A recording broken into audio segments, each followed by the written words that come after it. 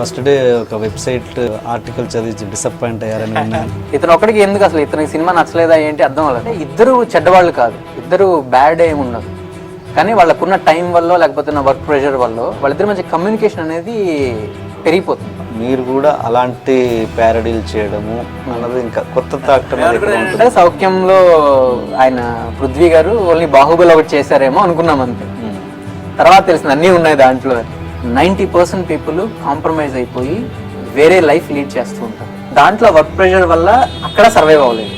తనకి ఇష్టమైన పెయింటింగ్ వదిలేసి ఒకనొక స్టేజ్ లో వచ్చేసరికి ఒక డిప్రెషన్ లోకి వెళ్ళిపోయి సూసైడల్ టెండెన్సీ పెరిగిపోతూ ఉంటుంది. ఏదో కమర్షియల్ గా పెట్టాలని పెట్టిందా లేకపోతే అది నిజంగా సినిమాకి అవసరం? ఎక్కడో ఉండండి మెట్లెక్కి వెళ్దాం అనుకున్నాండి, ఒక లిఫ్ట్ తీసుకొచ్చి లిఫ్ట్ ఆగింది ఎక్కువ అనేసి ఎక్కించినట్టుంది అనమాట.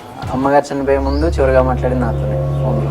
ఆ వచ్చిన 17 hours కూడా బ్రతికుందా లేదా అనే డైలమాలో వచ్చింది. ఉంటే బాగుండు అనేది ఒక ఆశమండి. టెక్నీషియన్ కొత్త డైరెక్టర్ కి ఫస్ట్ సినిమాకి ఎటువంటి కష్టాలు ఉంటాయి? డబ్బులు లేక షూటింగ్ అనేది ఎప్పుడు ఆగకూడదు.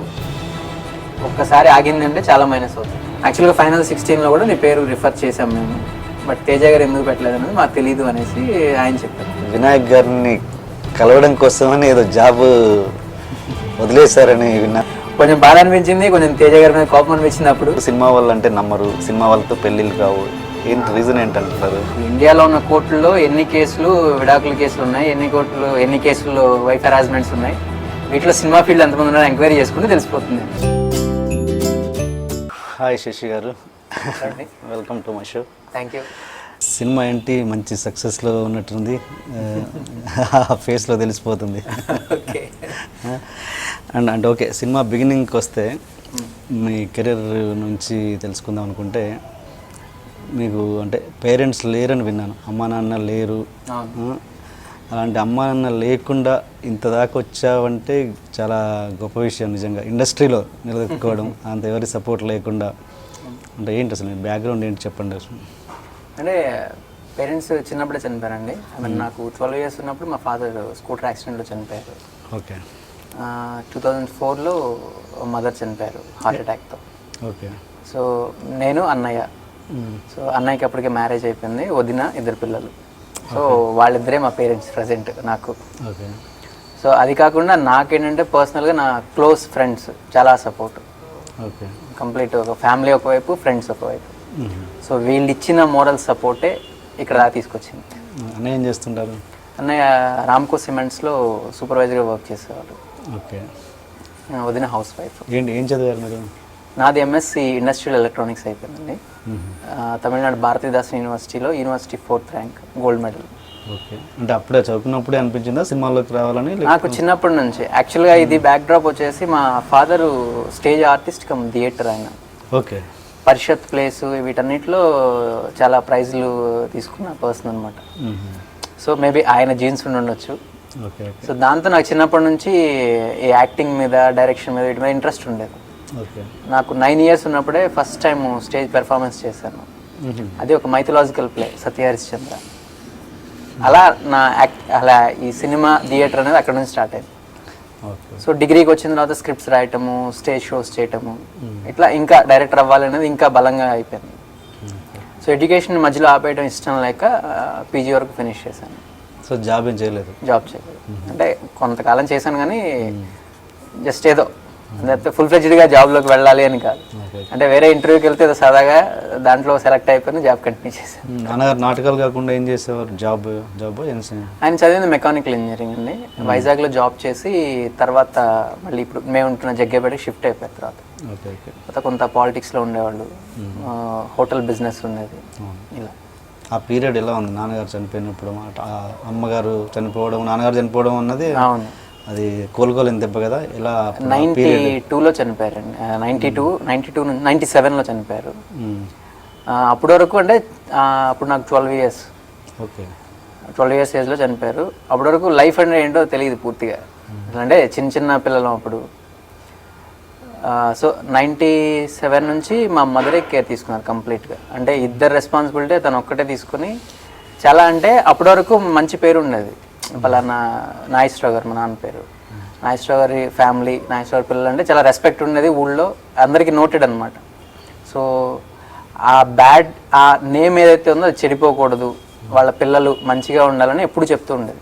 అంటే నాన్న ఇప్పటివరకు ఎలా అయితే మంచి పేరు ఉందో అది చెడగొట్టకూడదు అనేది నాకు మా అన్నయ్య చెప్పేది. సో దాంట్లోనే ఆ రోజు నుంచి ఈ రోజు వరకు కూడా ఎప్పుడు పలానాళ్ళు పిల్లలు తప్పు చేశారు అనిపించుకోకుండా పెరిగాం ఇప్పటి వరకు. సో అది హ్యాపీ. మా నాన్న పేరు చెడగొట్టలేదు ఇప్పటి వరకు. సో అప్పుడు నాన్నగారు ఉన్నప్పుడు అన్నయ్య అప్పటికి జాబ్లో ఉన్నారా? లేదు, తనకి అప్పుడు నాకంటే ఒక 7-8 years పెద్ద అంతే. ఓకే. తను చదువుకుంటూ ఉన్నాడు అప్పుడు కూడా. సో ఎలా మరి లైఫ్ ఎలా అంటే ఫైనాన్షియల్ అంటే హౌస్ రెంట్స్ ఇవి ఉండేవి. Okay okay right. Okay, cinema గురించి మాట్లాడితే ఈ సినిమా ఇండస్ట్రీకి రావడానికి ఎవరి దగ్గర పనిచేశారు? నేను ఫస్ట్ వచ్చేసి 2006లో అయిపోగానే పీజీ అయిపోగానే డైరెక్ట్ హైదరాబాద్ బస్ ఎక్కేసి వచ్చానండి. ఎవ్వరు తెలియదు అప్పుడు. ఏదో అంటే ఎవరైనా అసిస్టెంట్ తెలిస్తే పరిచయం అవుతే అని ఉపయోగం ఉంటుందో అలా ట్రై చేస్తూ ఉండేవాడిని. ఫస్ట్ నాకు అంటే ఓకే నేను నిలబడవచ్చు ఇండస్ట్రీలో, ట్రై చేయొచ్చు అనేది నాకు కొంచెం ఇన్స్పిరేషన్ ఇచ్చింది రాఘవేంద్ర గారు, రేపటి దర్శకులు. దాంట్లో ఆయన 2007లో ఒక షార్ట్ ఫిల్మ్ కాంపిటీషన్ కండక్ట్ చేశారు. ఒక 3 minutes డ్యూరేషన్తో ఏదైనా ఒక షార్ట్ ఫిల్మ్స్ మీకున్న బడ్జెట్లో ఎలా అయినా సరే తీసి పంపించమని. అది మా టీవీలో టెలికాస్ట్ అయింది. ఎవ్రీ వీక్ ఒక జడ్జి వచ్చేవారు. అది ఓపెనింగ్ వచ్చేసి రాజమౌళి గారితో స్టార్ట్ అయింది. వినాయక్ గారు నాది వినాయక్ గారు సెలెక్ట్ చేశారు. ఒక ఎన్విరాన్మెంట్ మీద ఒక చిన్న డాక్యుమెంటరీ లాగా చేశాను అది. సో ఫస్ట్ టైం ఒక డైరెక్టర్ అని పిలిచింది వినాయక్ గారు. డైరెక్టర్ కమిట్మెంట్ బాగుంది, ఒక న్యూ థాట్ అనిపించింది నాకు తను చెప్పింది అనేసి ఆ కాంప్లిమెంట్ చాలా ఎనర్జీ ఇచ్చింది. సో తర్వాత అసిస్టెంట్ డైరెక్టర్ కంటే నాకు ఫస్ట్ అవకాశం ఇచ్చింది లయన్ సినిమా డైరెక్టర్ సత్యదేవ్ గారు. ఆయన అప్పుడు ఒక మూవీ చేస్తూ ఉన్నారు, శ్రీకాంత్ గారు హీరోగా. ఆ సినిమాలో ఫస్ట్ అసిస్టెంట్ డైరెక్టర్ అవకాశం ఇచ్చాను ఆయన. తర్వాత రామ్ గోపాల్ వర్మ గారు రక్త చరిత్రకి దీని బిఫోర్ ఒక సినిమా చేశారా? అంటే రాలేదు, బయటికి రాలేదా? ఓకే. సో ఆయనే చాలా సపోర్ట్ ఇచ్చింది. ఓకే. తర్వాత రాము గారితో డైలాగ్ అసోసియేట్గా వర్క్ చేశాను రక్త చరిత్రకి. ఓకే. తర్వాత కొన్ని చిన్న సినిమాలు చేశాను. తర్వాత మళ్ళీ జీనియస్కి మెయిన్ మళ్ళీ కొంచెం పెద్ద సినిమా అంటే నోటెడ్ సినిమా అంటే ధర్మరక్ష వాళ్ళు ఉన్నప్పుడు, దాని తర్వాత రాము గారు ఉన్నప్పుడు. ఓకే. సో తర్వాత ఓంకార్ గారితో ఓంకార్ గారితో యాక్చువల్గా నాకు పరిచయం అయిన తర్వాత గోపాలకృష్ణ గారు సజెస్ట్ చేశారు దీనికి, జీనియస్కి వాళ్ళు డైలాగ్ రైటర్స్. సో ఇలా స్క్రిప్ట్ ఇదంతా హ్యాండిల్ చేసే పర్సన్ ఒకళ్ళు కావాలి అంటే డైరెక్ట్ ఆయన నన్ను పిలిచి చిన్నకృష్ణ గారికి ఓంకార్ గారికి పరిచయం చేసి ఆ ప్రాజెక్ట్లో జాయిన్ చేశాను. అక్కడ నుంచి అసోసియేషన్ ఓంకార్ గారితో. అశ్విన్తో చేయడానికి రీజన్ ఏంటి? ముందే ఒక స్కెచ్ అంటే అశ్విన్ కనుక తీసుకుంటే తర్వాత ఓంకార్ గారు ఇన్వాల్వ్ అవుతారు, సినిమా ఎలాగ బయటపడుద్ది? అలా ఏం లేదండి. అశ్విన్ నేను జీనియస్లో బాగా క్లోజ్. నాకు ఇద్దరు సీన్స్ కానీ అన్ని డిస్కస్ చేస్తూ ఉన్నాడు, డైలాగ్స్ ఎలా డార్లింగ్ అది ఇది మాట్లాడుతూ ఉన్నాడు సరదా. సో అశ్విన్కి ఉన్న ఇంట్రెస్ట్ బాగా నచ్చింది నాకు. అంటే తన మంచి ఒక ఆర్టిస్ట్ అవ్వాలనేది చాలా ప్యాషన్ ఉంటుంది తనకి. నేను యాక్ట్ చేయాలి, బాగా నేను నిరూపించుకోవాలనేది ఆ కసి ఉంది చాలా తనలో. సో ఈజ్ ఉంటుంది బాడీ లాంగ్వేజ్లో కానీ దీంట్లో కానీ. సో నేను అనుకున్న కథకి ఒక కొత్త వాళ్ళతో వెళ్దాము అంటే మాకు అప్పుడున్న మా ప్రొడ్యూసర్ బడ్జెట్ మా లిమిటేషన్స్లో కొత్త వాళ్ళతో వెళ్దాం అనేసి అనుకున్నాను. ఆ కొత్త వాళ్ళు ఎవరో ఎందుకు, మన అశ్విన్ ఉన్నాడు కదా, సో అశ్విన్తో చేయొచ్చు కదా అనేసి ఒక మ్యూచువల్ ఐడియా అంతే. అశ్విన్ కాకుండా ఇంకే కొత్త వ్యక్తి ఉంటే ఈ సినిమా ఈ రేంజ్లో రిలీజ్ అయ్యేది అంటారా? కొత్త వ్యక్తి ఉండుంటే అనేది చెప్పలేదు సార్. అంటే డెఫినెట్గా చాలా సపోర్ట్ అయింది. ఓంకార్ గారు ఒక మేజర్ ఒక పిల్లర్లా ఉండే సపోర్ట్ ఇచ్చారు. సినిమాలో ఓంకార్ గారు ఇన్వాల్వ్మెంట్ ఎంతవరకు ఉంది? ఓంకార్ గారు సినిమా స్టార్ట్ అవడానికి ముందు అంటే స్క్రిప్ట్ చెప్పేసారు ఆయనకి. అంటే ఇది ఎలా ఉంటే బాగుంటుంది, ఇలా ఉంటుంది, అటువంటి డిస్కషన్ కూడా ఎక్కువ జరిగేది కదా మా మధ్య. అనుకునే చెప్పేవాడిని, బాగుంది బాగాలేదు ఓకే. ఇలా స్క్రిప్ట్ లాక్ అయిపోయిన తర్వాత కంప్లీట్ ఒక ప్రీ ప్రొడక్షన్లో నాకు షూటింగ్కి ఏం కావాలో అన్నీ మ్యాక్సిమం ఆయన అరేంజ్ చేశారు.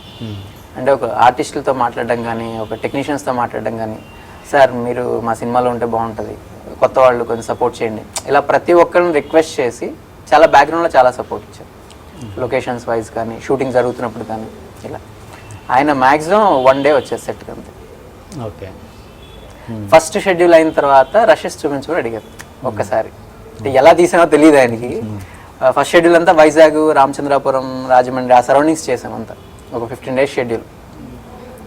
15 days అయిపోయిన తర్వాత వచ్చిన తర్వాత ఒకసారి అసలు ఏం తీసారో ఒకసారి చూపించమంటే ఒక 1 minute ట్రైలర్ లాగా రషెస్తో కట్ చేసి చూపించాను. మళ్ళీ ఆయన ఫస్ట్ కాపీ చూసాడు అంతే. So script side, direction side ఎక్కడ కూడా ఇన్వాల్వ్ కాలేదు. ఓకే అదే యాక్చువల్గా నాకు ఇచ్చిన ఫ్రీడమ్ ఆయన. ఓకే అండ్ ఆల్రెడీ ఆయన అప్పటికే డైరెక్టర్ అయిపోయి ఉన్నాడు జీనియస్తో. సో చాలామంది ఆ డైరెక్టర్ ఆ ఫీలింగ్తో ఇది ఇలా కాకుండా ఇలా చేస్తే బాగుంటుంది అటువంటి, బట్ ఆయన కంప్లీట్ ఫ్రీడమ్ ఇచ్చి నేను చేసిందే నా డెసిషనే ఫైనల్ అన్నట్లు లేదు. చాలా ఎట్లా ఉంది సినిమా కమర్షియల్ రిపోర్ట్ ఎలా ఉంది? కమర్షియల్గా బాగుంది. అంటే ఈ క్రిస్మస్కి వచ్చిన సినిమాలన్నింటిలో మంచి స్టాక్ ఉంది అని అయితే వింటున్నాను. చూసిన వాళ్ళంతా అప్లాస్ చేస్తున్నారు. ఫస్ట్ డే ఒక వెబ్సైట్ ఆర్టికల్ చదివి డిసప్పాయింట్ అయ్యారని విన్నాను. అది తర్వాత చాలా డిప్రెషన్కి వెళ్ళిపోతే ఓంకార్ గారు మిమ్మల్ని మాట్లాడారు.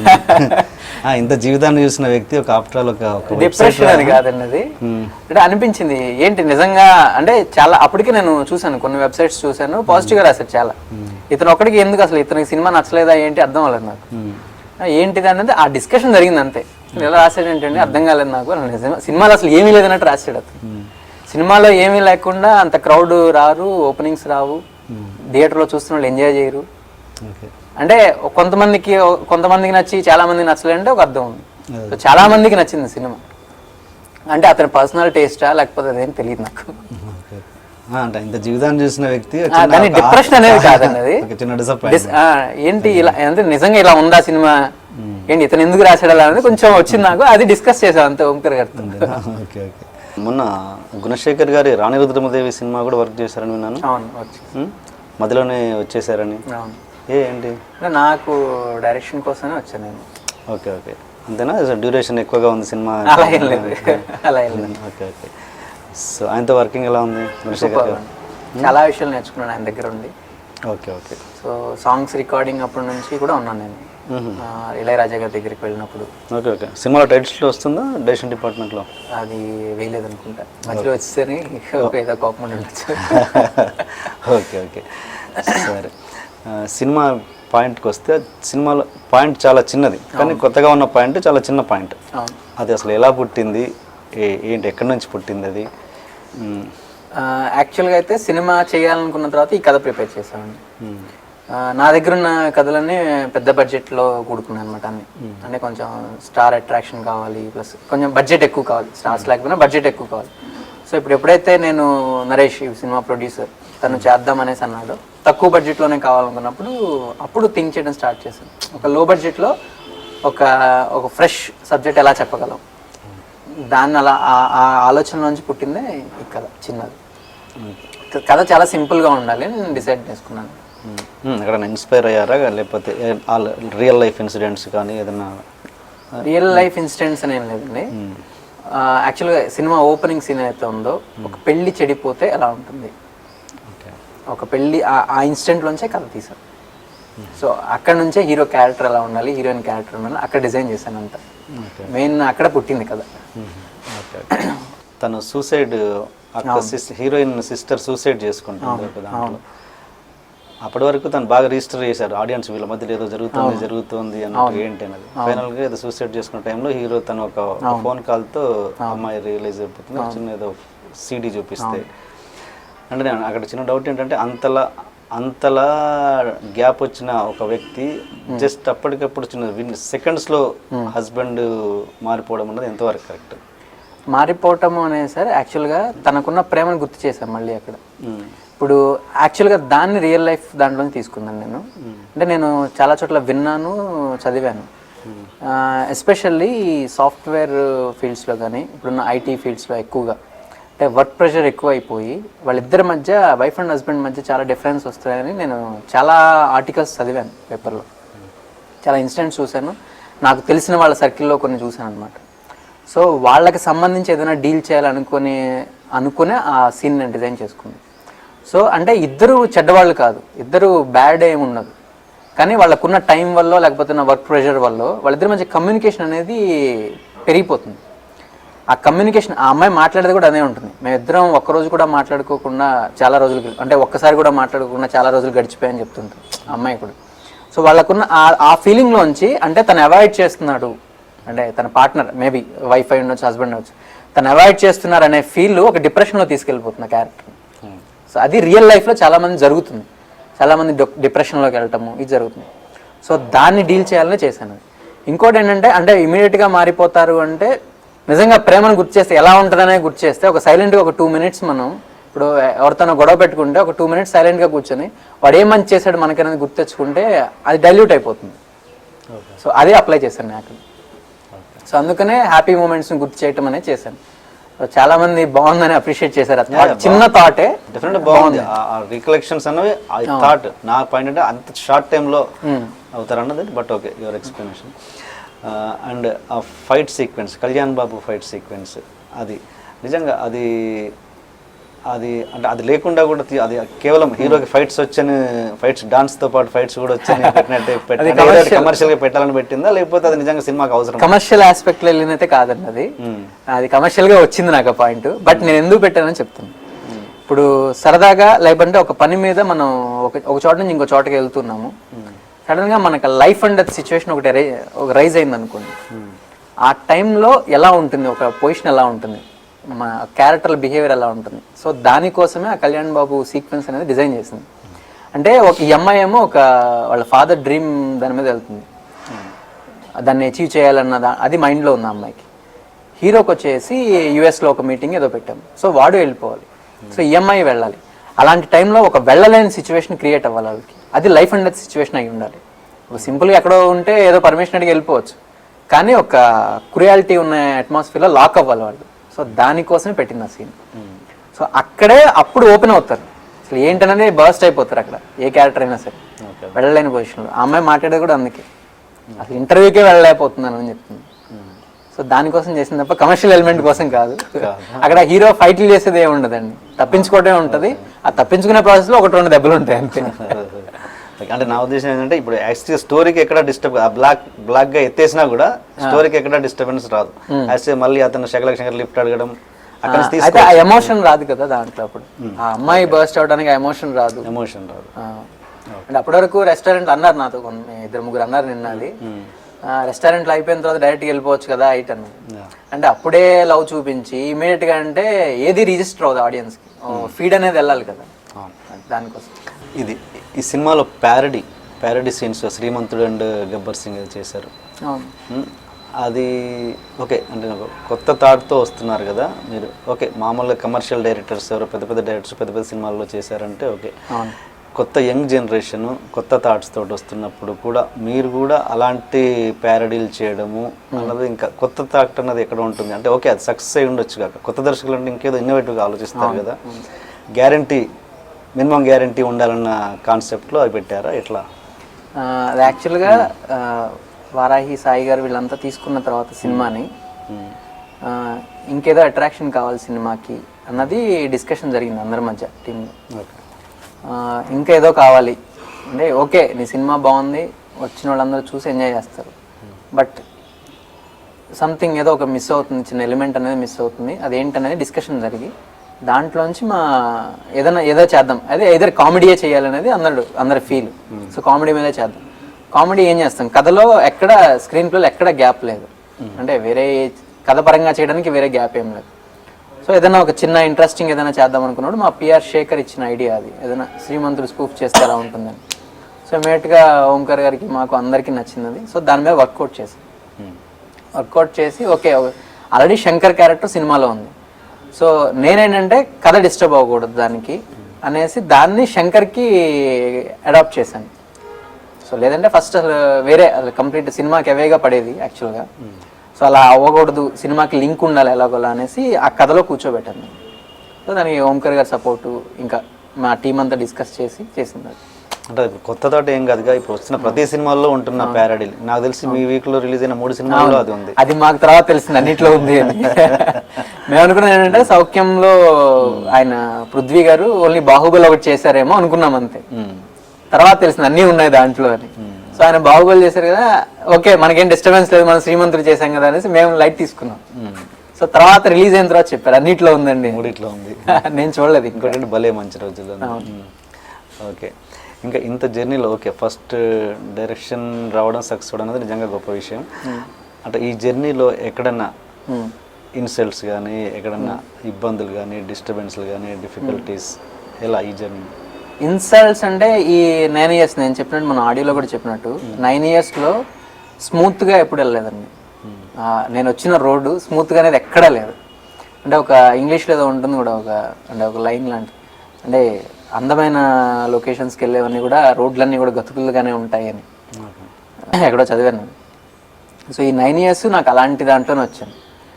అంటే చాలాసార్లు తిరిగి వెనక్కి వెళ్ళిపోవాలి అనేది చాలా ఇన్సిడెంట్స్ వచ్చాయి నాకు, వెళ్ళిపోవాలి అనేది. అంటే ఇద్దరు మా ఫ్యామిలీ పరంగా ఫైనాన్షియల్ ప్రాబ్లమ్స్ కానీ, చాలామంది నుంచి కూడా నువ్వు MSc అయిపోయి గోల్డ్ మెడల్ అయ్యి నీకన్నా పిచ్ అయ్యంట్రా ఇలాంటివి, ఎందుకు సినిమా ఫీల్డ్, ఎవరో తెలియదు అసలు అక్కడ నీకు, ఇలాంటివి మళ్ళీ వెళ్ళిపోవాలా ఉండాలా ఇక్కడ, ఇలాంటివి చాలా ఫేస్ చేశాను. ఫేస్ చేసిన తర్వాత కూడా ఇలా ఉన్నానంటే because of my family and friends. అంటే ఎన్నిసార్లు చెప్పినా ఎన్ని సినిమాలు చేసినా ఇదే మాట. అంటే ఎలాంటి ఒక ఇన్సిడెంట్ చెప్పండి, ఏదైనా ఇన్సల్ట్ కావచ్చు. ఇన్సల్ట్ అనేది ఎక్కడ లేదండి. మీరు డిప్రెషన్కి వెళ్ళిన సందర్భాలు కావచ్చు. మేజర్ అంటే మనిషి సర్వైవ్ అవ్వాలంటే మనీ ప్రాబ్లం, మనీయే ప్రాబ్లం. సో ఆ మనీ అనేది ఇక్కడ నా నుంచి ఎటువంటి ఇన్కమ్ సోర్స్ లేదు. సో నేను ఇక్కడ సర్వైవ్ అవ్వాలంటే నాకు మనీ కావాలి, ఆ సపోర్ట్ కావాలి, అలాగే ఫ్యామిలీకి కొంత సపోర్ట్ ఇవ్వాలి నేను. సో మేజర్ దానివల్లే ప్రాబ్లం తప్ప మేజర్ ఇన్సల్టింగ్ అట్లా ఏం లేదు. అదే అండ్ ఈ జర్నీలో ఈ జత కలిసే రిజల్ట్ కాకుండా ఇంకా హ్యాపీయెస్ట్ మూమెంట్ ఏమైనా ఉందా? సినిమానే హ్యాపీ అండి. సినిమా రావడమే హ్యాపీ. సినిమా రావటము, సినిమా సక్సెస్ అవడమే హ్యాపీ. అంటే ఏదైతే అనుకున్నామో అది రీచ్ అయ్యాము, డైరెక్టర్ అవ్వాలి అనేది రీచ్ అయ్యాము, అది సక్సెస్ఫుల్గా పడింది ఫస్ట్. ఓకే, బిగినింగ్ ఏదో ఈ సినిమా అనుకున్న కాన్సెప్ట్ చిన్న బడ్జెట్ కాబట్టి ఏదో కాన్సెప్ట్ ఇస్తారు. అసలు మెయిన్ గోల్ ఏంటి, ఎలాంటి సినిమా తీయాలని, ఎలా ఫర్దర్గా మీరు ఎలా ఉండాలనుకోని, ఏ టైప్ ఆఫ్ డైరెక్టర్గా ఉండాలని? అంటే నాకు అన్ని జానర్స్లో చేయడం ఇష్టం అండి. అంటే హర్రర్ థ్రిల్లర్ నేను బేసిక్గా టచ్ చేయను, అంటే నాకు పర్సనల్గా అంత ఇష్టం ఉండదు. మిగతా ఏ జానర్ అయినా సినిమా చేయగలన కాన్ఫిడెన్స్ నాకుంది. సో అంటే ఒక్క జానర్కి స్టిక్ అవుట్ ఇస్తున్నారు, రాము గారి లాగా అన్ని లవ్ స్టోరీస్ ఇలా అన్నీ చేయాలని ఇష్టం నాకు. సో అంటే రాకేష్ నుంచి ఒక మూవీ వస్తుందంటే వెళ్ళి చూడొచ్చు మనం, అనేది ఒక ఆడియన్స్, సెట్ ఆఫ్ ఆడియన్స్ని క్రియేట్ చేసుకోవాలి. అది నెక్స్ట్ ఏ టైప్ ఆఫ్ సినిమా తీయబోతున్నారు? నెక్స్ట్ జరుగుతున్నాయండి 2-3, అంటే కూల్ లవ్ స్టోరీ అవ్వచ్చు, కొంచెం లైట్ యాక్షన్, 2 ఉన్నాయి, ఏదనేది చెప్పలేము. ఓకే, ఈ సినిమాలకి రావడానికి అసలు చెప్పారు కారణం, కానీ ఇంకా బలమైన కారణం ఏదో ఉందని విన్నాను నేను. ఓకే, యాక్చువల్గా పీజీ నాకు పోస్ట్ గ్రాడ్యుయేషన్ అయిపోయిన తర్వాత ప్రాజెక్ట్ వర్క్ చేస్తున్నాము రామ్కో సిమెంట్స్ దాంట్లో. చేస్తున్నప్పుడు ఒక రోజు లంచ్ టైంలో ఒక గార్డెన్లో కూర్చొని ఉన్నాం అందరూ, మా బ్యాచ్ ఒక 4-5 కూర్చున్నప్పుడు మా మధ్యలో ఒక బాగా డస్ట్ పట్టేసి చిరిగిపోయి ఉన్న ఒక సండే బుక్ ఒకటి వచ్చింది అనమాట. ఒక బుక్, ఒక కవర్ పేపర్ ఏదో కనిపిస్తుంది దాని మీద, దాంట్లో ఒక కళ్ళు బొమ్మ వేసేసి డ్రాప్స్ కారుతున్నట్టు ఒక బొమ్మ ఏదో ఉంది, పెయింటింగ్ లాంటి. అది అక్కడ ఉన్న వాళ్ళు ఎవరు టచ్ చేయట్లేదు. నాకు ఆ థీమ్ నచ్చి తీసుకున్నాను, బాగా మురికి పట్టేసింది అనమాట. తీసి చూస్తే అది ఈనాడు సండే బుక్ అనమాట. అది దాంట్లో ఏంటి బొమ్మ అనేది దాన్ని తిప్పితే దాని మీద ఒక ఆర్టికల్ ఉందన్నమాట, డిప్రెషన్ గురించి ఒక ఆర్టికల్ ఉంది. దాంట్లో అక్కడ డిస్కస్ చేసిన పాయింట్ ఏంటంటే, మనలో చాలామందికి ఏదో సాధించాలి, ఏదో రీచ్ అవ్వాలి అనేది చాలామందికి ఉంటుంది. బట్ వాళ్ళ చుట్టూ ఉన్న పరిస్థితుల కారణంగా చాలామంది అటువైపు వెళ్ళలేరు. 90% పీపుల్ కాంప్రమైజ్ అయిపోయి వేరే లైఫ్ లీడ్ చేస్తూ ఉంటారు.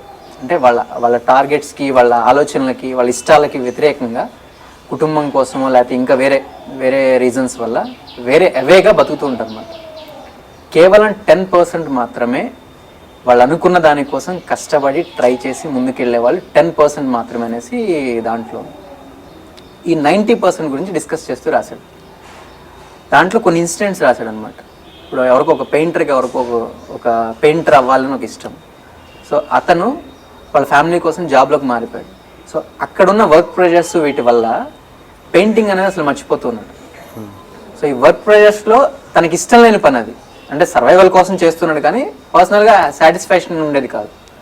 సో దాంట్లో వర్క్ ప్రెషర్ వల్ల అక్కడ సర్వైవ్ అవ్వలేదు. తనకిష్టమైన పెయింటింగ్ వదిలేసి ఒకనొక స్టేజ్లో వచ్చేసరికి ఒక డిప్రెషన్లోకి వెళ్ళిపోయి సూసైడల్ టెండెన్సీ పెరిగిపోతూ ఉంటుంది.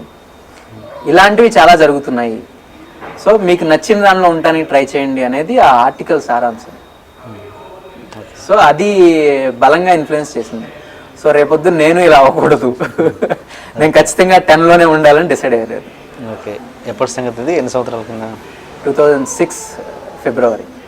ఓకే, సో అప్పుడు ఏంటి మానేస్తారా? ఇప్పుడు జాబ్ కదా? లేదు, నాది పీజీ అయిపోయింది, ఫైనల్ ప్రాజెక్ట్ చేస్తున్నాను కంపెనీలో. Okay okay, final project submit చేయాలి, దాని జరుగుతున్నప్పుడు డిస్కషన్. సో అప్పటి వరకు ఏంటంటే పీజీలో ఉన్నప్పుడు కూడా ఓకే కొన్ని సంవత్సరాలు జాబ్ చేద్దాము, తర్వాత అప్పుడు వెళ్ళొచ్చులే, హ్యాపీగా సెటిల్ అయిపోయి అప్పుడు వెళ్ళొచ్చులే అనేసి అనుకునేవాడిని. ఆ ఇన్స్టెంట్ బలంగా మార్చేసి లేదు, ముందు ఇదే ట్రై చేయాలని డిసైడ్ అయిపోయాను.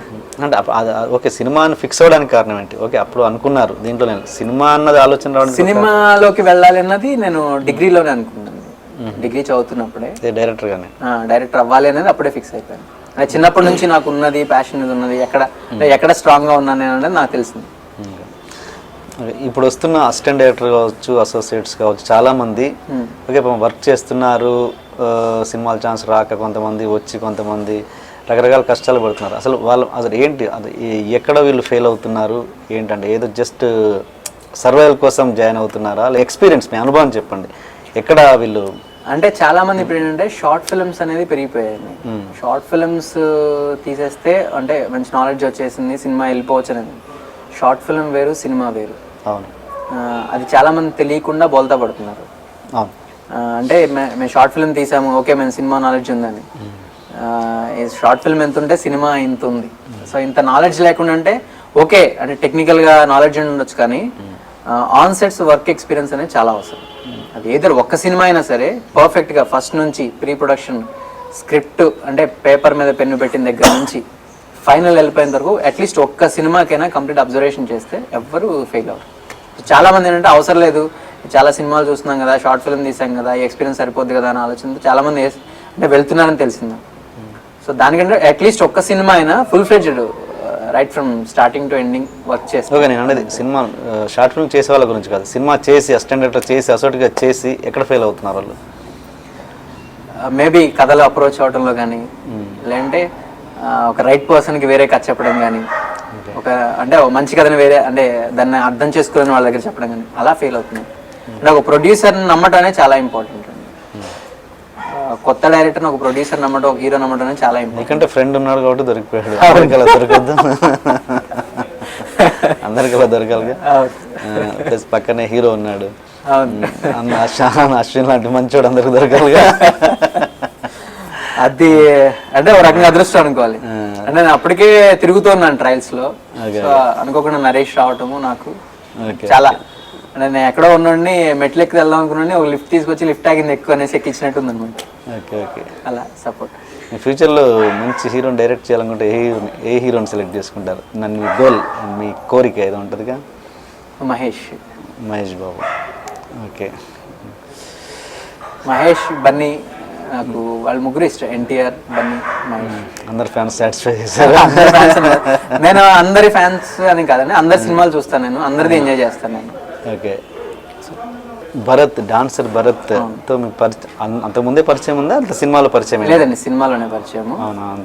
కవాలి సెటప్ ఎవరన్నా ముస్లిం ఆ లుక్ ఉన్నది, మంచి పెర్ఫామ్ చేయగలిగిన ఆర్టిస్ట్ కావాలని చూస్తున్నప్పుడు అది వీళ్ళ టీం నుంచి సపోర్ట్ వచ్చింది, ఓంకర్ గారి సజెషన్ అది. సో భరత్ అని మా ఆటలో చేశాను. అంటే ఆటలో నేను భరత్ను చూసాను, టీవీలో చూసాను, కానీ బయట ఎప్పుడు కలవలేదు. తను వచ్చినప్పుడు కూడా చాలా ఫ్రెండ్లీగా చేశాను, 2 days వర్క్ కూడా. సో అలా సడన్ గా వెళ్ళిపోవడం అనేది మాకు కొంచెం డైజెస్ట్ అవ్వలేదు. అది లాస్ట్ షాట్ ఇలా సెల్యూట్ కొట్టేది ఆల్రెడీ దాంట్లో ఎండ్ పాయింట్ అదేనా, లేకపోతే సినిమాలో కరెక్ట్ మళ్ళీ ఎడిటింగ్? లేదండి, ఫస్ట్ నుంచి అదే. అంటే దానికి సింక్ అయినట్టుగా ఉంది అది. అంటే ఇంకా సెలవు అన్న అది, అంటే తనతో అటాచ్మెంట్ ఉన్న బాగా కనెక్ట్ అయి ఉంటుంది ఆ షాట్. పేరెంట్స్ తోటి, నాన్నగారు కానీ అమ్మగారితో గుర్తు పెట్టుకోదగ్గ మధుర క్షణాలు కావచ్చు, ఇన్సిడెంట్స్ ఏదైనా ఉన్నాయి? హ్యాపీ అంటే చిన్నప్పుడు వాళ్ళిద్దరు ఉన్నప్పుడు ప్రతిదీ హ్యాపీ మూమెంట్ అండి. అన్నీ హ్యాపీ, నెగిటివ్ అనేది ఏం లేదు. ఒక్కటి ఇన్సిడెంట్ అంటే బ్యాడ్ ఇన్సిడెంట్ అంటే ఒకసారి తుఫాన్కి మా ఇల్లు కూలిపోయింది. చిన్నప్పుడు 92లోనే. జగ్గేపేట మండలం, కృష్ణా డిస్ట్రిక్ట్ జగ్గేపేట మండలం, చిల్లకల్లు. అంటే అప్పుడు పూరీలు లాగా ఉన్నాయన్నమాట, మట్టి గోడలు ఇలా ఉండేది. 92లో తుఫాన్కి మిడ్-నైట్ మొత్తం గోడలన్నీ కూలిపోయి కప్పంతా కూలిపోతే ఆ ఇన్సిడెంట్ ఎప్పటికీ గుర్తుంటుంది లైఫ్లో. అర్ధరాత్రి అన్ని సామాన్లతో రోడ్డు మీదకి వచ్చాము. అలా అప్పటికే వేరే ఇల్లు కట్టుకొని ఉండటం వల్ల అక్కడ షిఫ్ట్ అయ్యాము. ఓకే, ఇంకో ఇల్లు ఉంది కాబట్టి ఆ ఇన్సిడెంట్ ఎప్పటికీ గుర్తు. అంటే చిన్నప్పటి నుంచే పాజిటివ్స్ నెగిటివ్స్ అంటే బ్యాడ్ ఇన్సిడెంట్స్ తెలుసు, అన్ని పెయిన్స్ అన్ని చూస్తూ ఉన్నాను. ఓకే. ఇంకోటి మా నాన్న చనిపోయే ముందు మా ఇంట్లో చివరిగా మాట్లాడింది నాతోనే. మా అమ్మగారు చనిపోయే ముందు చివరిగా మాట్లాడింది నాతోనే ఫోన్లో. ఓకే. అదొకటి. మదర్ది వచ్చేసి అంటే నేను యాక్చువల్గా పీజీ జాయిన్ అయిన తర్వాత ఫస్ట్ డేనే చనిపోయారు. అంటే 2004 ఆగస్ట్ 3rd. నేను 2nd బయలుదేరి 3rd కాలేజ్కి రీచ్ అయ్యాను.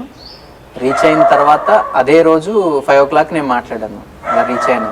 మళ్ళీ 7కి నాకు ఫోన్, ఇలా అమ్మకి సీరియస్గా ఉంది వచ్చాను. మళ్ళీ కంటిన్యూస్ 17 hours మళ్ళీ రిటర్న్ ట్రైన్ చేయను.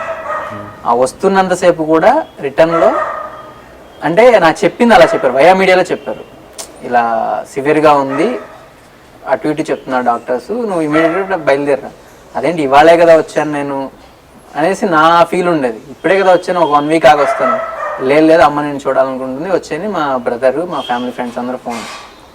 నాకేంటంటే అంటే ఏదో జరిగింది అనేది అర్థమైపోయింది క్లియర్గా.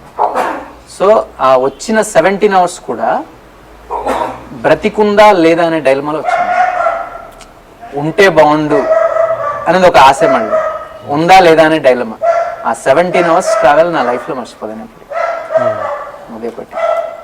సో ఇలాంటి చాలా ఇన్సిడెంట్స్ అంటే నేను ఎక్కడ మిస్టేక్ చేయకుండా లేకపోతే ఎటు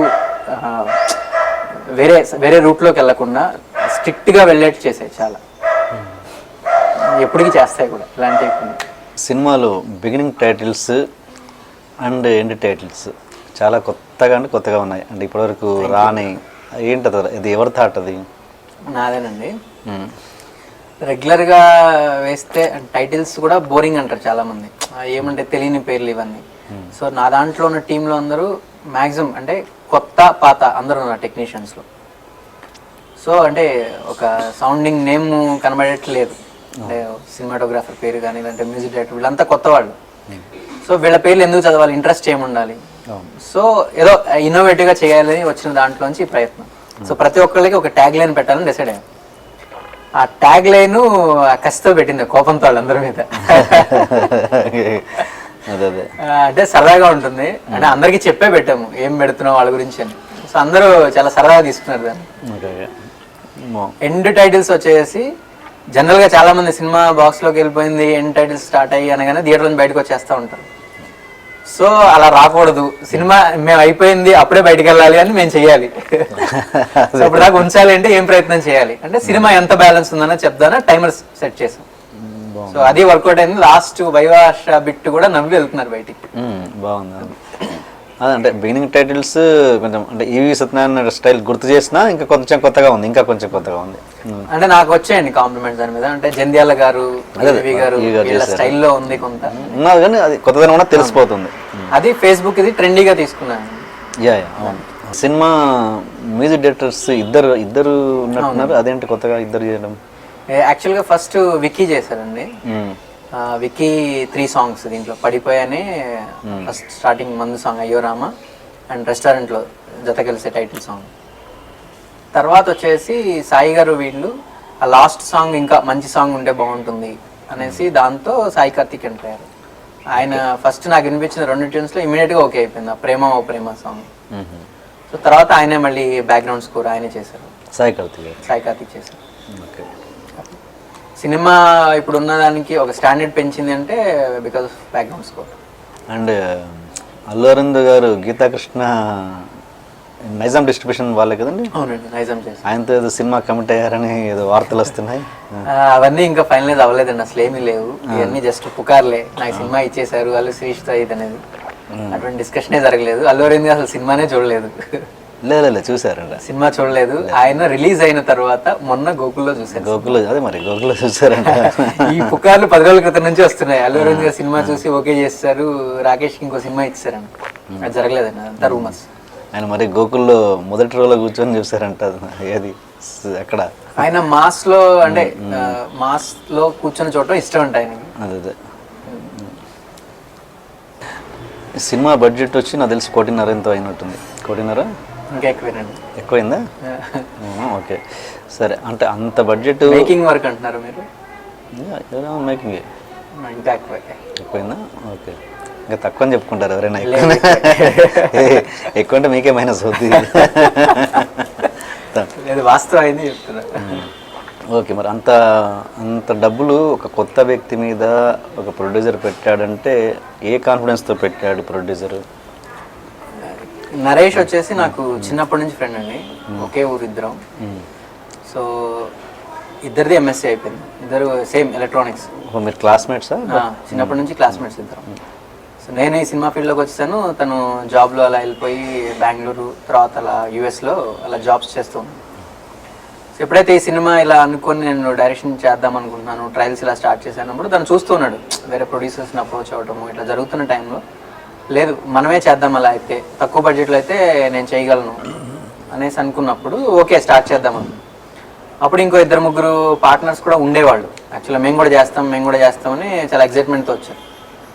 సో ఎప్పుడైతే సినిమా స్టార్ట్ అవబోతున్న టైంలో మేబీ వాళ్ళకున్న రీజన్స్ అయి ఉండొచ్చు, వాళ్ళ పర్సనల్ రీజన్స్ అయి ఉండొచ్చు, వాళ్ళు డ్రాప్ అయ్యారు కొంతమంది, ఇద్దరు ముగ్గురు.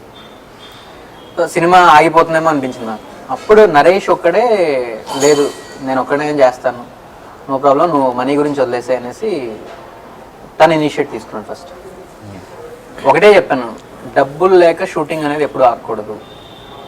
ఒక్కసారి ఆగిందంటే చాలా మైనస్ అవుతుంది, అంటే ఆర్టిస్టులు డేట్లు పోతాయి, మళ్ళీ అనుకున్న లొకేషన్స్ పోతాయి, లేదంటే నీకు అసలు ఆ ప్రాబ్లమే రానివ్వని నేను చూసుకుంటాను. ఎలా తీసుకొచ్చాడు, ఎక్కడి నుంచి తీసుకొచ్చాడు ఏమీ తెలియదు సార్. ఒక్కరోజు కూడా మేము డబ్బులు లేక షూటింగ్ ఆపిన రోజులు లేవు, కంప్లీట్. అంటే ఈ guidance wise plus locations arrange చేయటం, ఆర్టిస్టులు అరేంజ్ చేయటం, ఇటువంతా ఓంకార్ గారు చూస్తే, ఫైనాన్షియల్ సపోర్ట్ అంతా నరేష్ చూసారు. సో దాంతో ప్రొడక్షన్ కంట్రోలర్ ఎవరు ఉండాలిగా, తనైతే తన లొకేషన్కి వచ్చి తాండవ కృష్ణ గారు ఉన్నాడు, ఆయన గైడెన్స్ కంప్లీట్ ప్రొడక్షన్ మేనేజర్స్.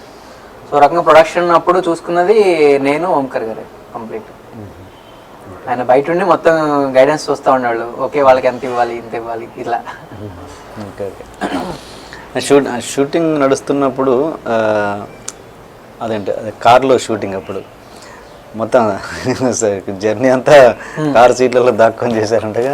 అవునవును, అది హైవే మీద చేసేవాళ్ళు అండి. ఉన్నది 3 క్యారెక్టర్లు ఫిల్ అయిపోయినాయి, ఇంకొక క్యారెక్టర్ నేను ఉండాలి అక్కడ. సో కొన్నిసార్లు అయితే కింద స్నిగ్ధ కారు సీట్ కి ఏదైతే ఉంటుందో ఆ సీట్ కింద పడుకునేవాడిని. వాళ్ళ మేకప్ కి మిర్రర్ వాడతాం మనం పెద్దది, ఆ మిర్రర్ పెట్టుకుంటే నాకు ఇద్దరు కనిపిస్తా ఉండేవాళ్ళు, స్నిగ్ధ ఎదురుగా కనిపిస్తా ఉండేది. అలా షూట్ చేసిన అంటే ఆ టేక్స్ అన్నిట్లో ఉంటది. దాంట్లో కొన్ని సీన్లు ఏమో బ్యాక్ ఉండేవాడిని పడుకొని. స్నిగ్ధ అవన్నీ షూట్ చేసి పెట్టింది, ఇవన్నీ నేను తర్వాత చూపిస్తా జనానికి. అదొక ఎక్స్పీరియన్స్ అది. అవునవును. అసలు ఒక కొత్త డైరెక్టర్కి, కొత్త టెక్నీషియన్కి, కొత్త డైరెక్టర్కి ఫస్ట్ సినిమాకి ఎటువంటి కష్టాలు ఉంటాయి అసలు? అంటే ఓకే మీ ఫ్రెండ్ ప్రొడ్యూసర్ కాబట్టి చాలా నడిచిపోయింది. మామూలుగా అది కొత్త ప్రొడ్యూసర్ ఉండి ఆ ట్రీట్మెంట్ కావచ్చు, లేకపోతే ఆ హీరోల దగ్గర ట్రీట్మెంట్ కావచ్చు, ప్రొడ్యూసర్ ట్రీట్మెంట్ కావచ్చు, ఎలా ఉంటుంది అసలు? అంటే ఫస్ట్ మన మీద నమ్మకం అనేది క్రియేట్ చేసుకోవాలి. అంటే ఇతను అంటే క్లారిటీగా ఉంటే ఎవరు డిస్టర్బ్ చేయరు. అంటే మనం చెప్పే ప్రతి విషయము క్లారిటీగా చెప్పాలి. అది ఏదో సీన్ అయి ఉండొచ్చు, క్రియేటివ్ థింగ్స్ అయి ఉండొచ్చు, టెక్నికల్ థింగ్స్ అయి ఉండొచ్చు, లేదా బడ్జెట్ విషయాలు అయి ఉండొచ్చు. సో ఏదైనా క్లారిటీగా ఉంటే ఎవరు డిస్టర్బ్ చేయరు. ఓకే. సో వేరే వాళ్ళ మీద ఎప్పుడైతే ఒక పర్సన్ మీద డిపెండ్ అవుతామో కంప్లీట్ మొత్తం డిస్టర్బ్ అయిపోతుంది. నాకు ఆ ఫ్రీడమ్ ఉండింది ఇప్పుడు. అంటే ప్రొడక్షన్ అంతా కూడా చూసుకున్నప్పుడు ఎక్కడ ప్రాబ్లం రాలేదు. అంటే కంప్లీట్ ఓకే రాకేష్ ఏమంటున్నాడు, ఓకే దాన్ని చేసేయండి, ఇలాగే సపోర్ట్ వచ్చింది నరేష్ సైడ్ నుంచి కానీ, ఓంకార్ గారి సైడ్ నుంచి కానీ, ఈవెన్ అశ్విన్ కోఆపరేటివ్ కానీ, ఏది అడిగినా చేసేవాడు. అశ్విన్ హీరోగానే కాకుండా అన్ని డిపార్ట్మెంట్లు చూసుకునేవాడు. సో ఆ ప్రాబ్లం అయితే ఎక్కడ ఫేస్ చేయలేదు. ఈ ఇండస్ట్రీకి రావడానికి ఫస్ట్ సత్య గారి దగ్గర జాయిన్ అయ్యారు కదా, అప్పుడు అది ఎలా లింక్ అప్ అయింది అనేది? యాక్చువల్గా అప్పటికే కొంతమంది పెద్ద డైరెక్టర్లని, ప్రొడ్యూసర్ని కలుస్తూ ఉన్నానండి, వేరే రిఫరెన్స్లు పట్టుకుని అసిస్టెంట్ డైరెక్టర్గా జాయిన్ అవడానికి. అట్లా వెళ్తున్న ప్రాసెస్లో ఒకరోజు మా మావయ్య ద్వారా ఒక లింక్ ఒకళ్ళు ఇచ్చారు, ఫలానా పర్సన్. యాక్చువల్గా ఆ ముందు రోజే నేను ఇంకా ఓకే మనకి కష్టం ఇండస్ట్రీ, ఏదైనా జాబ్ చేసుకుందాం వెళ్ళిపోదామని డిసైడ్ అయిపోయినాను ఆ ముందు ఒక రోజు. ఆ నెక్స్ట్ డే మా మావయ్య ఫోన్ చేసి ఒక నెంబర్ ఇస్తాను వెళ్ళి కలవమన్నాను. దేని మావయ్య, వెళ్ళి కలువు, ఎవరు ఇస్తాను అని అడిగాను. ప్రొడ్యూసర్ దగ్గర డ్రైవర్ అని చెప్పాడు. నేను అప్పటికే పెద్ద ప్రొడ్యూసర్ని డైరెక్టర్ని కలుస్తున్నాను. ప్రతి ఒక్కరు ఎక్కడికి వెళ్ళినా సరే ఓకే నెక్స్ట్ సినిమా చూద్దామమ్మా, ఈ సినిమా ఆల్రెడీ స్టాఫ్ ఫుల్ అయిపోయింది, నెక్స్ట్ సినిమాకి వచ్చి ఎర్లీగా వచ్చి కనపడు, ఇదే ఆన్సర్ నాకు ప్రతి చోట. ఇప్పుడు వస్తే డ్రైవర్ ఇతను ఏం చేస్తాడు అనేసి లైట్ తీసుకున్నాను. సరే ముందు వెళ్ళి కలవరా అన్నాడు. సరే నెక్స్ట్ ఆఫీస్కి వెళ్ళాను. వెళ్తే అక్కడ సత్య గారిని ఇంట్రడ్యూస్ చేశాను.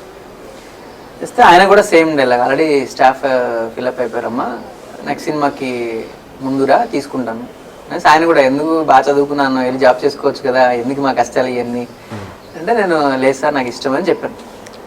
ఆ రోజు కూడా ఓకే వెళ్ళిపోవాల్సింది ఆయన వెంకటేష్ అని ప్రొడ్యూసర్ దగ్గర డ్రైవర్, తను ఆఫీస్లో కూర్చోబెట్టాడు నన్ను. కూర్చోబెట్టి అలాగే మధ్యాహ్నం భోజనం పెట్టి అలాగే ఉంచాడు సాయంత్రం వరకు. నేను ఎందుకు టైం వేస్ట్ ప్రాసెస్, ఇతను ఎక్కువ ట్రై చేస్తున్నట్టున్నాడు, ఇదేం వర్కౌట్ అయ్యట్లేదని అలాగే కూర్చున్నాడు సైలెంట్గా ఆఫీస్లో. ఉదయం నుంచి నైట్ 8 o'clock వరకు ఆఫీస్లో కూర్చున్నాడు సైలెంట్గా. 8 o'clock వెళ్ళిపోతున్నప్పుడు ప్రొడ్యూసర్కి జస్ట్ ఇంట్రడ్యూస్ చేశాడు, సార్ ఇలా కుర్రాడండి బాగా చదువుకున్నాడు చేయాలంటే, సరే రేపు రామ ఆఫీస్కి అనుకుంటే తను కార్ ఎక్కేసి వెళ్ళిపోయాడు. అప్పుడు అనిపించింది ఏహో ఇదేదో సినిమాలో వచ్చేట్టుంది అవకాశం అని. నెక్స్ట్ డే వెళ్తే ఇమీడియట్గా తీసుకున్నారు, ప్రొడ్యూసర్ సైడ్ నుంచి ఫస్ట్ తీసుకున్నారు. డైరెక్షన్ డిపార్ట్మెంట్ రూమ్లోకి ఎంటడానికి వారం పట్టింది నాకు. మళ్ళీ ఏంటి అక్కడ పాలిటిక్స్ అనే లేదండి, అంటే నేను అన్నోను అక్కడ ఎవరికి తెలియదు, ఆల్రెడీ స్టాఫ్ అంతా ఉన్నారు వర్క్ చేస్తూ ఉన్నారు. సో నా అవసరం ఏం లేదు వాళ్ళకి, నేను ఎక్స్ట్రా. సో నాకు నేర్చుకోవాలనే ఎగ్జైట్మెంట్ తప్ప వాళ్ళకి నాకు పని ఇవ్వాలని. ఆ టైంలో అనుకోకుండా ఒక అసిస్టెంట్ డైరెక్టర్ ఎవరో లీవ్ పెట్టి రాకపోవటము, స్క్రిప్ట్ రాయాల్సి రావటము. ఓకే రాకేష్ ఎలా ఉంటుంది రైటింగ్ కనుక్కోమంటే అప్పుడు చూస్తే ఆ రైటింగ్ ఆ సీన్ పేపర్ నేను రాయటం, ఆ సత్యారికి నచ్చటం, అలా లింకప్ అయింది, లోపలికి వచ్చింది. యాక్చువల్గా ఆ డ్రైవర్ ఇచ్చిన లింకే నన్ను ఇక్కడ దాకా తీసుకొచ్చింది. ఆ వెంకటేష్ ఇచ్చిన లింకు, ఆ సినిమాతో సత్య గారి పరిచయం, అక్కడ నుంచి పూరి జగన్నాథ్ గారి అసిస్టెంట్ అశోక్ గారి పరిచయం, అక్కడ నుంచి పరుచూరు గోపాలకృష్ణ గారు వెంకటేశ్వర గారి పరిచయం, వాళ్ళ నుంచి ఓంకార్ గారి పరిచయం, ఇప్పుడు అక్కడ నుంచి వారాహి సాయి గారి పరిచయం. ఆ చిన్న లింక్ ఇక్కడ దాకా తీసుకొచ్చింది. ఇది వినాయక్ గారిని కలవడం కోసమని ఏదో జాబ్ వదిలేశారని విన్నాను.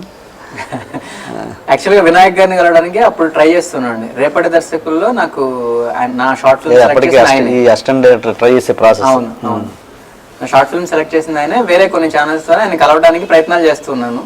అంటే ఒక డే చెప్పారు పలానా రోజు ఇక్కడికి వస్తున్నారు, నువ్వు అక్కడికి వస్తే కల్పిస్తాను ఎవరో ఇంటిమేషన్ ఇచ్చారు నాకు. సో ఆ రోజు వెళ్ళాలి. సో మేనేజర్ అడిగితే లీవ్ ఇవ్వను అంటున్నాడు. ఎలా నువ్వు లీవ్ కావాలంటే డైరెక్ట్ మానేసానంటే ఏదో మాట్లాడు. ఓకే బాయ్ బాయ్ అని చెప్పేసి మానేసాను. అదే ఇంపార్టెంట్ నాకు. కలిసారు ఎంతకు వినాయక్ గారు? కలిసాను, ఆ రోజు కలిసాను. నా షార్ట్ ఫిల్మ్ పేరు చెప్పగానే గుర్తుపట్టాడు ఆయన, అప్రిషియేట్ చేశాడు బాగా. అప్పుడు కూడా అప్పటికే అదుర్స్ సినిమా స్టార్ట్ అయిపోయింది అప్పటికే. సో ఇలా మీ దగ్గర అసిస్టెంట్గా చేయాలనుకుంటున్నాను సార్ అంటే, ఓకే డెఫినెట్గా నెక్స్ట్ మూవీకి అడ్వాన్స్ కదా ముందే వచ్చేది. నన్ను ఎవరైతే ఇంట్రడ్యూస్ చేశారో ఆ పర్సన్కి చెప్పారు ముందే తీసుకురండి మరి నెక్స్ట్. సో అప్పటికే నేను వేరే మూవీస్ వర్క్ చేస్తున్నాను, ఇంకా ఆయన దగ్గరికి వెళ్ళలేదు. Okay okay. దాని తర్వాత సత్య గారు వీళ్ళు పరిచయం, నాకు ఇటు ట్రావెల్ అయ్యాను. అప్పుడు ఎంత శాలరీ జాబ్ వదిలేసిన శాలరీ?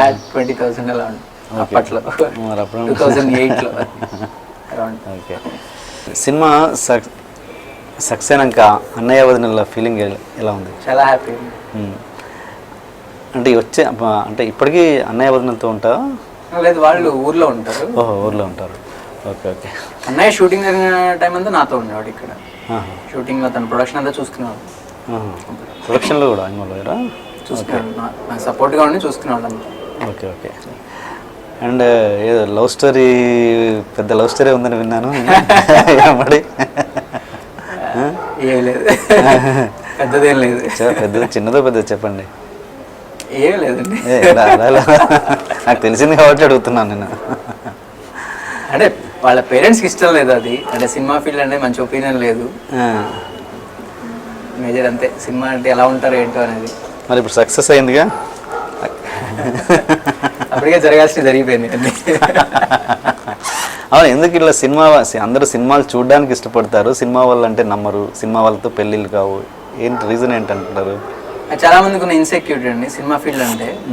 అంటే ఇక్కడ ఏదో చేసేస్తారు, ఎలాగో ఉంటారు వ్యక్తిగతంగా అనేది బలంగా నాటుకుపోయింది చాలా మందిలో. అక్కినేని నాగేశ్వరరావు గారు కూడా చనిపోయే ముందు ఒక ఇంటర్వ్యూ ఇచ్చారు దాని మీదే. ఎలా ఏంటి? అదే సినిమా ఫీల్డ్ అంటే ఏదో బ్యాడ్ పర్సన్స్ అన్నట్టు ఫీలింగ్ ఉంటుంది ప్రతి ఒక్కళ్ళకి. మంచి చెడు అనేది ప్రతి చోట ఉంటుంది. సో నేను సినిమా వాళ్ళ మా పేరు ఎక్కువ ఉంటుంది కాబట్టి చిన్న చేసినా తెలిసిపోతుంది అనేసి ఇచ్చారు. అంటే బయట ఉన్న వాళ్ళంతా గొప్పోళ్ళు, సినిమా ఫీల్డ్ అంతా బ్యాడ్ పర్సన్స్ అనేం కాదు, ప్రతి చోట ఉంటారు అన్న సెన్స్లో ఆయన సినిమా వాళ్ళని ఎప్పుడు బ్యాడ్ అని మాట్లాడకండి అని. చాలామంది అది ఇంకా రిలీజ్ అవ్వలేకపోతున్నారు. అంటే మొన్న నేను కూడా అన్నాను, ఇప్పుడు ఓకే సినిమా వాళ్ళు ఎక్కువగా అంటే ఫ్యామిలీకి ఎక్కువ స్పెండ్ చేయరు, వైఫ్ అండ్ హస్బెండ్ మధ్య ఎక్కువ డిస్టర్బెన్స్ ఉంటాయి ఇలాంటివి. అంటే మొన్న ఒకళ్ళు చెప్పాను, ఇప్పుడు ఇండియాలో ఉన్న కోర్టుల్లో ఎన్ని కేసులు విడాకుల కేసులు ఉన్నాయి, ఎన్ని కేసులు వైఫ్ హెరాస్మెంట్స్ ఉన్నాయి, వీటిలో సినిమా ఫీల్డ్ ఎంతమంది ఉన్నారో ఎంక్వైరీ చేసుకుంటే తెలిసిపోతుంది. ఇలాంటి చిన్న సినిమాలకి ప్రమోషన్ విషయంలో హీరో హీరోయిన్స్ వాళ్ళు కోఆపరేట్ చేస్తున్నారు నిజంగా. చాలా సినిమాలు మీ మీదని కదా చాలామంది ఫేస్ చేస్తున్న విషయం ఇది, పెద్ద సినిమాలైనా చిన్న సినిమాలైనా. అది ఎందుకు జరుగుతుంది అసలు? అంటే అది పర్సనల్ కెరీర్ మీద వాళ్ళకున్న ఇంట్రెస్ట్ అండి. అది అంటే సినిమా యాక్ట్ చేసి అయిపోయింది మా పని, రెమ్యునరేషన్ తీసుకుని వెళ్ళిపోయామనే వాళ్ళు కొంతమంది ఉన్నారు. కొంతమంది జెన్యున్గా వర్క్ చేసేవాళ్ళు ఉన్నారు, ప్రమోషన్స్ ప్రతి ఈవెంట్లో పార్టిసిపేట్ చేసేవాళ్ళు ఉన్నారు. సో 2 రకాల పర్సన్స్ ఉన్నారు. వీళ్ళకి ఏంటి ప్రమోషన్కి స్పెషల్ పేమెంట్ ఏమైనా ఉంటుందా, లేదా జస్ట్ ఇంట్రెస్ట్తో వస్తారా? ఇంట్రెస్ట్ అండి, మెయిన్ ఇంట్రెస్ట్. ఎవరో మనీ అడిగి ప్రమోషన్కి రాకపోవడం నాకు తెలిసి లేదు. పర్సనల్ ఇంట్రెస్ట్, మేబీ వాళ్ళకున్న డేట్స్ అడ్జస్ట్మెంట్ అయి ఉండొచ్చు. నిజంగా పెద్ద హీరోయిన్ అయి ఉంటే రాకపోవచ్చు డేట్స్ లేక. వాళ్ళు కూడా ఇప్పుడు రీసెంట్ ఎవరైతే కొంచెం పాపులర్ అవుతారో వాళ్ళు పార్టిసిపేట్ చేస్తున్నాను ప్రమోషన్స్. ఈ విషయంలో అశ్విన్ సూపర్ దాంట్లో సినిమాని ప్రమోట్ చేసుకోవడం ముందుంటాడు. ఓకే, ఈ సినిమా కంటే ముందు ఎంఎస్ రాజు గారిని పెద్ద పెద్ద ప్రొడ్యూసర్ని కలిసి కథలు చెప్పారని, ఏంటి అక్కడ ఎక్స్పీరియన్స్ ఏంటి, వాళ్ళ రియాక్షన్ ఏంటి? ఎంఎస్ రాజు గారికి ఒక కథ చెప్పారండి, పరచూరు గోపాలకృష్ణ గారు పంపించారు. ఆయన విని ఒక కథ బాగా నచ్చి, లవ్ స్టోరీ అది పంపించారు. ఎంఎస్ రాజు గారికి కూడా నచ్చింది ఆ కథ. సుమంత్ అశ్విన్ కోసం చెప్పాను, అది నచ్చింది. అప్పటికైనా చక్కెలిగింత, లవర్స్ ఈ మూవీస్ చేస్తున్నారు. అంటే వీటి తర్వాత ఇంకా వేరే ఏదన్నా చేద్దాము, అంటే నువ్వు ముందు వచ్చి ఉంటే బాగుండేది, ఈ కథ చేసేవాడిని నేను, దీని తర్వాత వేరే ఏదైనా చేద్దాము, నీకు ఎప్పుడు ఏ కథ ఉన్నా సరే నువ్వు నా దగ్గర రావచ్చు, మన ఇద్దరం కలిసి సినిమా చేద్దామనేసి హామీ ఇచ్చారు అప్పుడు ఆయన. అంటే ఆ కథ ఓకే అవ్వలేదు అప్పుడు. ఓకే, కథ నచ్చింది, కాకపోతే ఇంకేదైనా చేద్దాం అనేసి ఆయన ఫీల్. ఇప్పుడు మన నెక్స్ట్ టైం మళ్ళీ అప్రోచ్ అవుతున్నారా? అంటే డెఫినెట్గా చేస్తామండి. ఓకే, కథ అంటే ఆ కథ విని కూడా దాంట్లో పర్టికులర్ కొన్ని పాయింట్స్ నువ్వు ఎలా చెప్పావు ఏంటి అనేది అనలైజ్ చేసి చెప్పారు. అది హ్యాపీగా అనిపించింది. అంటే ఆయన అర్థం చేసుకోవటము, ఆయన గుర్తించడం, అదంతా చాలా హ్యాపీగా. ఎందుకంటే సినిమా ఎక్స్పీరియన్స్ అసిస్టెంట్ డైరెక్టర్గా 2 సినిమాలు అంతేనా? ఎక్కువ సినిమాలు చేశాను, కొన్ని ఆగిపోయినాయి. జీనియస్ అండ్ రుద్రమదేవి 2 చెప్పుకోదగ్గ సినిమాలు ఉంటాయి. ముందు ఉన్నాయి కానీ కొన్ని ఆగిపోయినాయి. వాడే కావాలి దాన్ని చేశాను. ఓకే, ఇంకా కొన్ని పేర్లు చెప్పలేము. మేజర్ అయితే ఇది పెద్ద సినిమాలు చెప్పుకోదగ్గ సినిమాలు అంటే జీనియస్, రుద్రమదేవి. ఈ సినిమాకి కథ మాటలు కూడా మీరే కదా? అంటే ఒకటి చెప్పండి కంటే అసలు కథ, స్క్రీన్ ప్లే, డైలాగ్స్ ఇలా డెవలప్ చేసే ప్రాసెస్ ఎలా ఉంటుంది? అసలు ఒక కథ ఎలా పుట్టుద్ది, ఎలా స్క్రీన్ ప్లే చేసుకోవాలి, ఎలా దానికి డైలాగ్స్ రాసుకోవాలి? కొత్త వాళ్ళకి ఏదైనా చిన్న సజెషన్స్. కొత్త వాళ్ళకి సజెషన్ ఇచ్చేంత పెద్దోడిని కాదు, సజెషన్ అనుకున్న అనుభవం అంటే ఎలా అసలు చాలా మందికి కథ ఎలా చేసుకోవాలో తెలియదు, స్క్రీన్ ప్లే ఎలా చేసుకోవాలో తెలియదు. స్క్రీన్ ప్లే అంటే ఏంటి అంటారు, ఎలా దాన్ని ఒక రూపు దిద్దుకోవడం చేసుకోవడం ఎలా? ఫస్ట్ ఏదైనా స్క్రిప్ట్ పాయింట్ నుంచే మొదలవుతుంది. చిన్న థాటే కథ అవ్వాలి. ఆ చిన్న థాట్ అనేది స్ట్రాంగ్ గా ఉంటే మొత్తం ఆటోమేటిక్గా అదే తీసుకొస్తుంది. సో దాంట్లో ఏంటంటే కథ చేసే ప్రాసెస్ అంటే చాలా మంది స్క్రీన్ ప్లే అనగానే సీన్ తర్వాత సీను ఇదే అన్న ఫీల్లో ఉంటారు. అది క్లియర్ గా తెలిసిన వాళ్ళకే ప్రాపర్ స్క్రీన్ ప్లే అనేది ఏంటనేది అర్థమవుతుంది. క్లియర్గా అంటే ఎలా అంటే మనం ఆడే ప్రతి డైలాగు, వచ్చే ప్రతి షాట్ కూడా part of the screen play అనేది. ఒక సీన్ టు సీన్ ట్రాన్సిషన్ కానీ ఎలా వెళ్తుంది, ప్రతిదీ కీన్ గా చేస్తేనే స్క్రీన్ ప్లే పర్ఫెక్ట్ గా ఉంటుంది. అంటే screen play is nothing but kidnapping the audience brain, అదే నమ్ముతాను నేను. అంటే ఈ డైలాగ్ తర్వాత ఈ డైలాగ్ పడితే ఓకేనా కాదా, ఈ డైలాగ్ ఈ షార్ట్ లో ఉంటే ఓకేనా కాదా, short division, everything comes under the screen play. ఒక కథ స్క్రీన్ ప్లే డైలాగ్స్ ఎన్ని రోజులు చేయగలరు? ఒక మామూలుగా ఒక పాయింట్ దొరికాక అది ఎన్ని రోజులలో ఫినిష్? అంటే క్రియేటివ్ ఆస్పెక్ట్ వచ్చేసరికి టైం లిమిట్ అనేది చెప్పలేను. ఓకే, నేను మామూలుగా అంటారు కదా, వారం రోజులు కూర్చుంటే అయిపోద్ది, నాకు స్క్రిప్ట్ అయిపోద్ది అని అంటారు. అది నిజమా? ఎవరి స్టామినా వాళ్ళది అంతే. అది అంటే అందరూ అదే దాంట్లో చేయాలని ఏం లేదు. నాకు ఈ కథకి అరౌండ్ 1 month లో నేను ఫినిష్ చేశాను మొత్తం స్టోరీ, స్క్రీన్ ప్లే అంతా 1 month లో ఫినిష్ అయిపోయింది. నేను అనుకున్న తర్వాత నా స్క్రిప్ట్ అసోసియేట్స్ 2 ఉన్నారు, అనిల్ అండ్ గోపి. మేము ముగ్గురం కూర్చొని వర్క్ చేసాం. సో అయిపోయిన తర్వాత డైలాగ్స్ ఓన్గా నేను రాసుకున్నాను సపరేట్గా. ఈ సినిమాకి రెమ్యునరేషన్ ఎంత తీసుకున్నాను? ఈ సినిమాలో నా సొంత సినిమా అని చేశాను, ఇంకా రెమ్యునరేషన్ అనేది ఏం లేదు. సొంత సినిమా అంటే మరి ప్రాఫిట్స్ అన్ని భాగమా? ఎంత వస్తుందండి? ఫస్ట్ అసలు మేము ప్రాఫిట్ గురించి కానీ రెమ్యునరేషన్ గురించి కానీ అసలు ఈ థాట్స్ లేవండి నాకు కానీ నరేష్ కానీ. నరేష్ థాట్ ఒకటే, నాకు ఈ సినిమా హెల్ప్ అవ్వాలి, తను డైరెక్టర్గా బయటికి రావాలి, అతనికి డబ్బులు వస్తున్నాయా ఎంత మిగులుతున్నాయి అనేది అతనికి కన్సిడరేషన్ లేదు. నా వరకు వచ్చేసి నరేష్ నా మీద పెట్టుకున్న నమ్మకాన్ని జెన్యున్గా ఎఫర్ట్ పెట్టి చేయాలి దాన్ని. సో అతను ఏదైతే నమ్మకంతో చేశాడో అతని నమ్మకం నిజం అవ్వాలి, అతను పెట్టిన డబ్బులు అతనికి వెళ్ళాలి. ఇదే టార్గెట్లో పనిచేసాము, అదే ఫుల్ఫిల్ అయ్యి. సినిమాకి రెమ్యునరేషన్ తీసుకోలేదు? తీసుకోలేదు, నేను తీసుకోలేదు, అశ్విన్ తీసుకోలేదు. అలా కాదుగా మరి సినిమా ఈ పీరియడ్ అంతా సంపాదించట్లేదు, ఏదో ఉండాలిగా. ఇప్పుడు ఈ సక్సెస్ ఏమో రెమ్యునరేషన్ అన్నట్లు. ఇప్పుడు అంటే ఆకలితో ఉండి ఒకసారి బిర్యానీ పెడితే కష్టంగా ఆ రోజులు ఎలా గడిచాయి? సర్వేలు అవడానికి తీసుకునే వాళ్ళం, అంతేనా ఒక పర్టికులర్ రెమ్యునరేషన్ అని మంత్లీ అని తీసుకోవాలి కానీ ఇన్ని ల్యాక్స్ అని కానీ అలా మేము ఇద్దరం తీసుకోలేదు. ఇప్పుడు తీసుకుంటారులే. ఇంకా మీరు డైరెక్షన్ కాకుండా యాక్టింగ్ కూడా ప్రయత్నాలు చేశారని విన్నాను. అది అంటే ఎక్కువ నాన్నగారి జీన్సా యాక్టింగ్ అన్నది? అవును, చిన్నప్పటి నుంచి అంటే 9 years ఉన్నప్పటి నుంచి స్టేజ్ యాక్టింగ్ చేశాను. ఓకే, స్కూల్లో? స్కూల్ కాలేజ్ డేస్లో సినిమాలో ఎక్స్పీరియన్స్ ఉంది యాక్టింగ్ లో. Okay okay. డైరెక్షన్, స్క్రిప్ట్స్ రాయటం అన్ని దాంట్లో ఎక్స్పీరియన్స్ ఉంది. దాంట్లోనే అప్పుడు కేక సినిమాకి అప్లై చేశాను తేజ గారి దానికి. అంటే ఫొటోస్ పంపించాను, బయోడేటాని పంపిస్తే ఆడిషన్కి రమ్మని చెప్పారు విజయవాడ. ఆడిషన్కి వెళ్ళాను, అక్కడ జరిగింది ఒక ఇన్సిడెంట్. ఏంటది? ఫస్ట్ రౌండ్ వెళ్ళినప్పుడు తేజ గారు లేరు అక్కడ, భిక్షు గారు, సెంట్రల్ యూనివర్సిటీ భిక్షు గారు, ఇంకా ఎవరో 2-3 జడ్జెస్ వాళ్ళు, మిస్సెస్ వాళ్ళు ఉన్నారు. నేను పెర్ఫామ్ చేశాను, నువ్వు అనుకున్నది ఏంటో చేయమన్నది చేసి చూపించాను. ఓకే, నచ్చింది వాళ్ళకి. తర్వాత వాళ్ళేదో ఒక చిన్న కాన్సెప్ట్ ఇచ్చారు, చేసి చూపించాను. వెంటనే ఒక వాయిస్ అనమాట, రాకేష్ నువ్వు ఆర్టిస్ట్ అవ్వాలనుకుంటున్నావా డైరెక్టర్ అవ్వాలనుకుంటున్నావా? ఎవర్రా బాబు అని చూస్తే తేజ గారు లోపల మానిటర్ రూమ్లో కూర్చొని మైక్తో మాట్లాడుతున్నాను. అంటే అదేంటి సార్ అన్నాను. అంటే అదే నువ్వు రేపటి దర్శకులు ఏదో వెళ్ళా ఉంటుంది, అప్పటికే ఇది అయిపోయింది, రేపటి దర్శకులు ప్రోగ్రామ్ అయిపోయింది అప్పటికి. సో అంటే అవును సార్ అన్నాను. ఓకే, ఇప్పుడు నువ్వు ఆర్టిస్ట్ అవ్వాలన్నా డైరెక్టర్ అవ్వాలన్నా? డైరెక్టర్ అవ్వాలనుకుంటున్నాను సార్ నేను గట్టిగా చెప్పాను. అయితే మరి ఇక్కడికి ఎందుకు వచ్చావు నా దగ్గరికి అని అంటే, నాకు అసిస్టెంట్ డైరెక్టర్గా ట్రై చేస్తున్నానండి, ఏమీ అవకాశాలు రావట్లేదు, అక్కడ తెలిసిన వాళ్ళు ఎవరు లేరు, ఏ తెలియదు. సో నాకు యాక్టింగ్ కూడా వచ్చు, సో నాకు వచ్చిందని యూటిలైజ్ చేసుకుని నేను ఇండస్ట్రీలోకి రావాలని అనేసి మీ దానికి వచ్చానండి. ఆయన అలా కాదు, నువ్వు డైరెక్టర్ అవ్వాలనుకుంటే అసిస్టెంట్ డైరెక్టర్ ట్రై చేయాలి, మళ్ళీ ఇటు డివేట్ అవుతావు, అది కరెక్ట్ కాదని. ఇప్పుడు చెప్పు, డైరెక్టర్ అవుతావా ఆర్టిస్ట్ అవుతావా? డైరెక్టరే అవుతానండి అని. Okay, you can go. అయితే అవుట్ ఆఫ్ 600-700 పీపుల్లో 40 మెంబర్స్ని షార్ట్ లిస్ట్ చేశారు, దాంట్లో నేను ఉన్నాను. First day first round. Next day second రౌండ్కి రమ్మని పిలిచారు, అప్పుడు తేజ గారు కూర్చున్నారు బయట. సో అక్కడ వాళ్ళు ఏదో కాన్సెప్ట్ ఇచ్చారు, మళ్ళీ అది పెర్ఫామ్ చేశాను.